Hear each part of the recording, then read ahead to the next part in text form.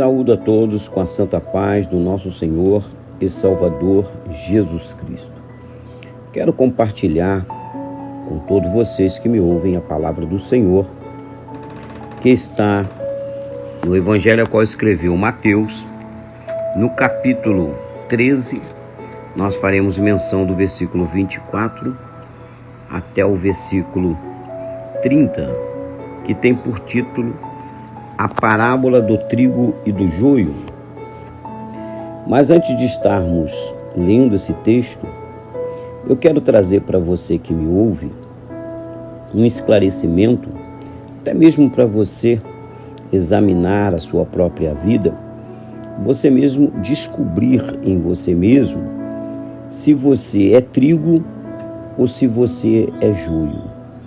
Porque a Bíblia nos ensina em 1 Coríntios que nós não devemos examinar o outro, mas devemos examinar a nós mesmos.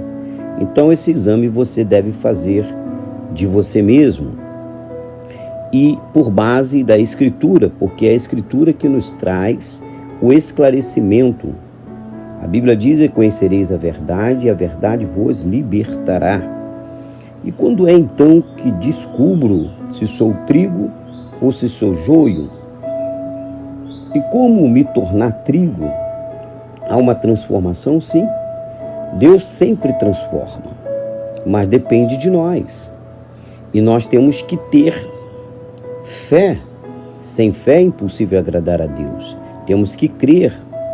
Isso é impossível acontecer na vida do incrédulo, daquele que não crer. Mas tudo é possível àquele que crer. Então, se você crer, você se torna trigo.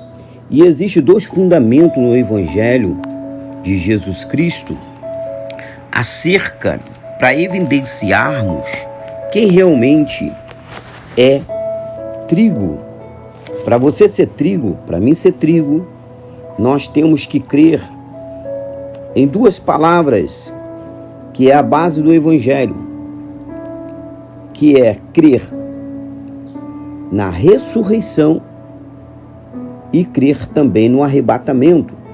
Para isso nós vamos precisar estar lendo aqui em 1 Tessalonicenses, capítulo 4, a partir do versículo 13. E você preste bem atenção na palavra e você mesmo vai refletindo se você tem esta fé acerca deste assunto, que é primícia, porque Jesus veio para perdoar pecado, libertar o homem e dar esta condição de ser salvo e viver a eternidade com Deus. Por isso você deve crer nesses fundamentos. Se você está indo à igreja, recebendo diversas bênçãos, mas essas duas bênçãos você não tem abraçado com a tua fé, você só vai viver as bênçãos momentâneas. E sobre você está uma promessa da vida eterna. E é esta que vai lhe propor a maior bênção, é a eternidade. A eternidade, ela nos aguarda. Diz assim o texto bíblico: não quero, porém, irmãos, que sejais ignorantes acerca dos que já dormem, para que não vos entristeçais como os demais que não têm esperança. Porque se cremos que Jesus morreu e ressuscitou, assim também aos que em Jesus dormem, Deus os tornará a trazer com ele. Dizemos-vos, pois isto, pela palavra do Senhor, que nós, o que ficarmos vivos para a vinda do Senhor, não procederemos aos que dormem. Refere-se que os vivos, eles vão aguardar a ressurreição. Primeiro os mortos ressuscitarão, e nós que estamos vivos, nos encontraremos com eles nos ares, ao se encontrar com Cristo. É isso que quer dizer aqui. Nós não vamos proceder. Antes haverá a ressurreição dos mortos que estão em Cristo sepultados. Aí diz mais: porque o mesmo Senhor descerá do céu com alarido e com voz de arcanjo e com a trombeta de Deus, e aos que morreram em Cristo ressuscitarão primeiro. Pois nós, o que ficarmos vivos, juntamente com ele, seremos arrebatados nas nuvens, a encontrar o Senhor nos ares. E assim estaremos para sempre com o Senhor. Portanto, consolai-vos uns aos outros com estas palavras. Então você deve crer no arrebatamento, você deve crer na ressurreição. Se você analisa a sua vida e você não crer nisto, se você só vai à igreja por causa das bênçãos temporâneas, que são as bênçãos para esta vida, que é a cura da enfermidade, que é o bem-estar de uma família abençoada, que isto tudo nós devemos buscar mesmo, porque na mesa do Senhor, na casa do Senhor, a fartura de bênçãos, ali a fartura de bênçãos. Mas nós sabemos que as bênçãos maiores estão atreladas à salvação. Temos também a bênção, além da cura da enfermidade, que é a bênção de um bom emprego, a bênção de construir uma casa, então a bênção de ter um bom relacionamento na sociedade. Então todas essas bênçãos nós deveremos buscar sim na presença do Senhor, porque Ele tem para nos dar. Mas nós temos que atentar se o nosso coração crer que Jesus Cristo, a qualquer momento, a qualquer instante, Ele virá nos buscar para estar com Ele. E diz assim o texto em Mateus, aonde nós vamos estar lendo sobre o trigo e o joio, que é o capítulo 13. E ele lhe propôs outra parábola, dizendo: o reino dos céus é semelhante a um homem que semeia boa semente no seu campo. Essa boa semente é a palavra de Deus. O campo significa o mundo, viu? E este homem aqui que iniciou é Jesus Cristo. Ele que iniciou esse reino aqui na terra. Tanto que João Batista falou: é chegado o reino dos céus. E quem trouxe o reino?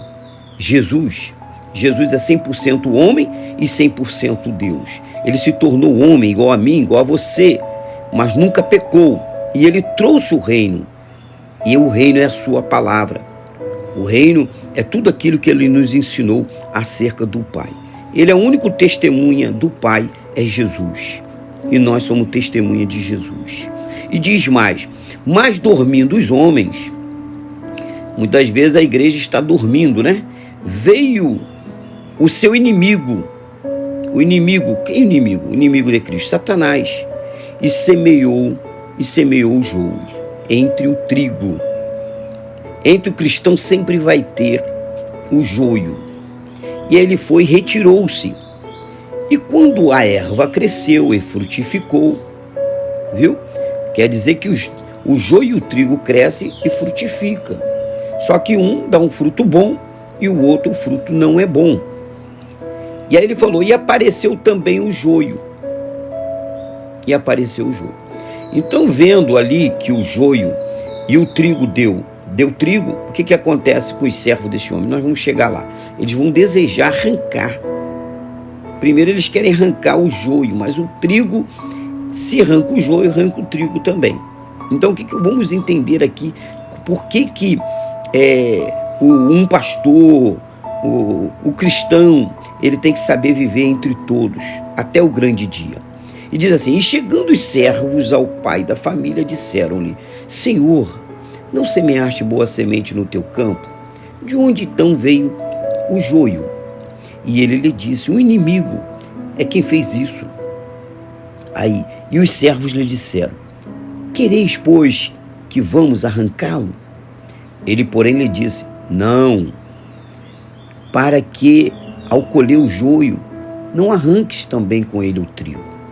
Deixai crescer ambos juntos até a ceifa. E ao tempo da ceifa direi aos ceifeiros: colhei primeiro o joio e atai em molhos para o queimar, mas ajuntai o trigo no meu celeiro. Então nós vemos aqui, através desta palavra, que todos têm que estar juntos, o joio e o trigo. Não tem como você arrancar o joio, que você vai acabar arrancando também o trigo. Haverá o dia, e esse dia vai ser o grande dia do Senhor, o dia do arrebatamento, o dia qual o Senhor vai levar os seus. E aí nós lemos em 1 Tessalonicenses, no capítulo 4, versículo 13 ao 18, no início aqui da nossa meditação de hoje, nós lemos que aonde está a diferença do joio e do trigo. O trigo, quem é trigo, ele crê na ressurreição, ele crê no arrebatamento. Você está aí na casa do Senhor, você é um cristão, você crê? Faz essa pergunta para você mesmo. Se você crer na ressurreição, se você crer no arrebatamento, se você crê que Jesus Cristo, ele perdoa pecado e ele é o único caminho, a única verdade, e ele é a vida. Então, se você está apoiado neste fundamento, você então é trigo. E nós vemos que o evangelho do nosso Senhor e Salvador Jesus Cristo, o cristianismo, ele tem atingido mais de 2 bilhões de adeptos em todo o mundo. E ele iniciou-se com um, que foi Jesus Cristo, e escolhendo 12 apóstolos. E nós vemos que a perseguição do evangelho levou um ato culminante de muita destruição ali em Roma. Nós vemos que dos apóstolos, nós vemos que ali em Jerusalém, dominado por Roma, nós vemos que somente um morreu de velhice, que foi João. Os demais foram decapitados, foram levados para arenas, foram incendiados, foram mortos, destruídos. Mas o evangelho de Jesus Cristo, ninguém conseguiu parar, ele continua crescendo. Nós vemos na nossa região, onde nós moramos no Brasil, quantas igrejas. Mas o mais importante é genuidade, é sermos trigo em meio a tantos cristãos. Então fica aí essa observação na Escritura Sagrada para todos nós. Devemos continuar pautando nossa fé em Jesus Cristo, crendo em tudo que Ele nos ensinou e aguardando o grande dia do Senhor, que é o arrebatamento. Deus abençoe sua casa, Deus abençoe sua família, Deus abençoe sua saúde, Deus abençoe sua vida espiritual. Fique na paz do Senhor Jesus Cristo.